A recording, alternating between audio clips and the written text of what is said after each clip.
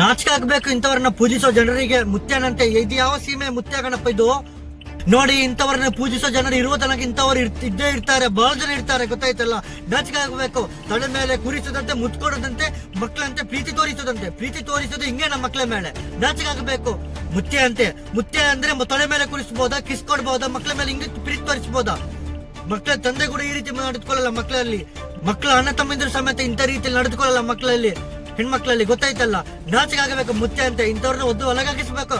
ಮುತ್ಯ ಅಂತ ಇಂಥವ್ರನ್ನ ಪೂಜಿಸೋರು ಇರೋ ತನಕ ಇಂಥದ್ದು ನಡೀತಾನೆ ಹೋಗ್ತಾ ಇರುತ್ತೆ. ಯಾಕೆ ನಮ್ಮೂರಲ್ಲಿ ಇಂಥ ಮುತ್ಯಗಳೆಲ್ಲ ಇಲ್ಲ? ಇಲ್ಲಿ ಯಾರು ಇಂಥದ್ದು ನಂಬಲ್ಲ. ಮಾನಗಟ್ಟೆ ಇಂಥ ಮುತ್ಯರನ್ನ ಇಲ್ಲಿ ಯಾರು ನಂಬಲ್ಲ. ನಿಮ್ಮೂರಲ್ಲಿ ಇಂಥದ್ದು ನಂಬೋರು ಇರೋದು ಕೆಲವರು, ಎಲ್ಲರನ್ನಲ್ಲ ಪಾಪ, ಕೆಲವರು ಮಾತ್ರ. ನಾಚಿಕೆ ಆಗಬೇಕು. ಮುತ್ಯನಂತೆ ಅವನ ಮುಖ ನೋಡುವ ಗೊತ್ತಾಗುತ್ತೆ ಮುತ್ಯ ಅಂತ.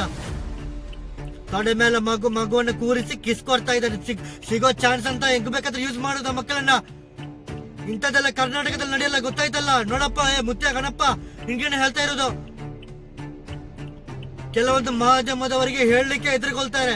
ನಿಮ್ಮ ಅಭಿಪ್ರಾಯ ಇಲ್ಲಿ, ನಿಮ್ಮ ಅಭಿಪ್ರಾಯ ಇಲ್ಲಿ, ನಿಮ್ಮ ಅಭಿಪ್ರಾಯ ಇಲ್ಲಿ. ಯಾಕೆ ನಿಮಗೆ ಅಭಿಪ್ರಾಯ ಹೇಳಲಿಕ್ಕೆ ಆಗಲ್ಲ? ಎದುರಿಗೆ ಆಗ್ತದೆ ನಿಮಗೆ? ನಾಚಿಕೆ ಆಗ್ಬೇಕು ನಿಮಗೆ. ಎಲ್ರ ಅಭಿಪ್ರಾಯ ಹೇಳ್ಬೇಕು. ಇದ್ದವರೆಲ್ಲ ಅಭಿಪ್ರಾಯ ಎಲ್ಲ ಕೇಳುವುದಲ್ಲ ನಿಮಗೆ. ಏನ್ ಎದುರಿಗಾಗುತ್ತೆ ಮೀಡಿಯಾದವರಿಗೆ? ಹೆದರಿಕೆ ಆಗುತ್ತೆ. ಮೀಡಿಯಾಗಳು ಇರಬಾರ್ದು, ಮುಚ್ಕೊಂಡು ಹೋಗಿ ಮನೇಲಿ ಕುತ್ಕೊಳ್ಳಿ ನೀವು. ಇಂಥವ್ರ ಬಗ್ಗೆ ಮಾತಾಡ್ಲಿಕ್ಕೆ ನಿಮಗೆ ಹೆದರಿಕೆ ಆಗುತ್ತೆ. ಮುಚ್ಚೆ ಅಂತೆ ಸಿಗೋ ಚಾನ್ಸ್ ಅನ್ನು ತೊಳೆ ಮೇಲೆ ಕುರಿತು ಕಿಸ್ ಕೊಡೋದ? ಏನ್ ಮಕ್ಕಳ ಮೇಲೆ ಪ್ರೀತಿ ತೋರಿಸೋದಾದ್ರೂ ಈ ರೀತಿ ತೋರಿಸೋದು?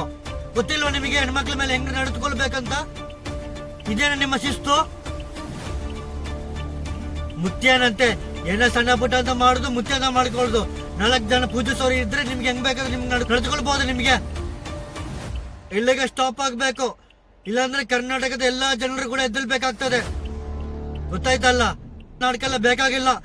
ಸಿಗೋ ಚಾನ್ಸ್ ಅಂತ ಅಲ್ಲ ಮಕ್ಕಳನ್ನ ತೊಡೆಯಲ್ಲಿ ಕುರಿಸೋದು, ಮುತ್ತು ಕೊಡೋದು, ಕಿಸ್ ಕೊಡೋದು, ಇವೆಲ್ಲ ಸ್ಟಾಪ್ ಮಾಡ್ಕೋಬೇಕು. ಇವೆಲ್ಲ ನಿನ್ ನಾಟಕ ಬೇಡ, ಗೊತ್ತಾಯ್ತಲ್ಲ ಕಣಪ್ಪ.